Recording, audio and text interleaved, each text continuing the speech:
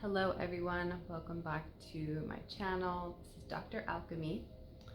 So today I wanted to discuss this mantra that came to my head this morning, that is that love does not have a rule book.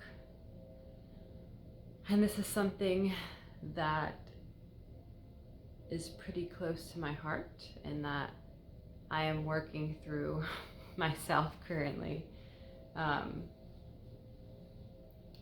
So I guess there's a million ways I can kind of broach this topic, but I will start on a more grand scale. The first thing being that if we hold the belief true that our universe is predominantly made of love and love is the answer and all of these beautiful, wonderful things, then how can we ever be separate from that? How can we ever be separate from love? And a lot of the times we're kind of trained into thinking that love is something that you have when you find the right person, or when you have a pet that you absolutely adore and love.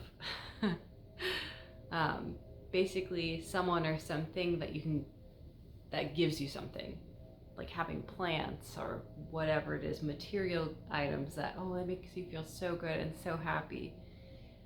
But truly, if we're believing that the universe is love, then it is us.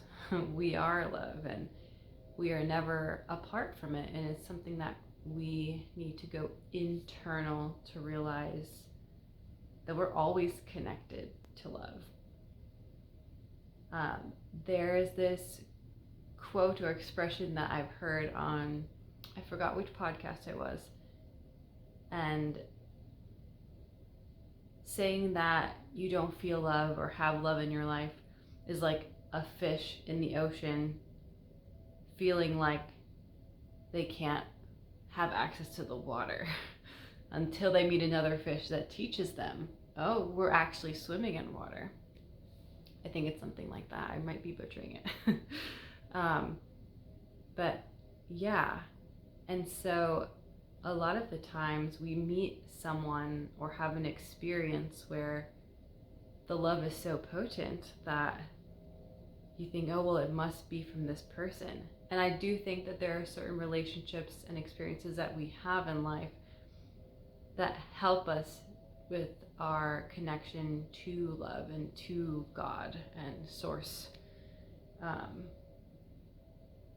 But it can get really tempting when you find that to want to bottle it up and say, okay, well, without this person or without this thing, I don't know if I'm ever going to find love again. I don't know that I'm ever going to feel these feelings again. And so that can be really frightening. And so we attempt to bottle it up, catch it, hold it hostage. And that's completely not the essence of love, right? Love is supposed to be this thing that is everywhere. It's such like human nature to see a beautiful butterfly and say, okay, I want to frame it, I want to put it in my apartment, I want to be able to look at it all the time, I want to be able to stare at it and feel it all the time. But that is so selfish. It really is selfish to want to contain something that is so much larger than us.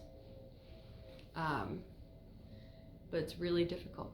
And I'm someone who believes in monogamy, but I will definitely say that there is a component of people who decide to engage in polyamorous relationships that I give them major props, because you have to deal with head-on experiences of your jealousy and wanting to contain that person because they are for you, they are yours, but then you have to share them. Are you kidding? That's a lot. That's really difficult. So if that's you, good for you. That is amazing, and feel free to share because yeah, I definitely admire that quality, even though it's something that I don't really care to engage with myself. Props to you. Um, but yeah, how can we experience love and not try to bottle it and control it? Love does not have a rule book.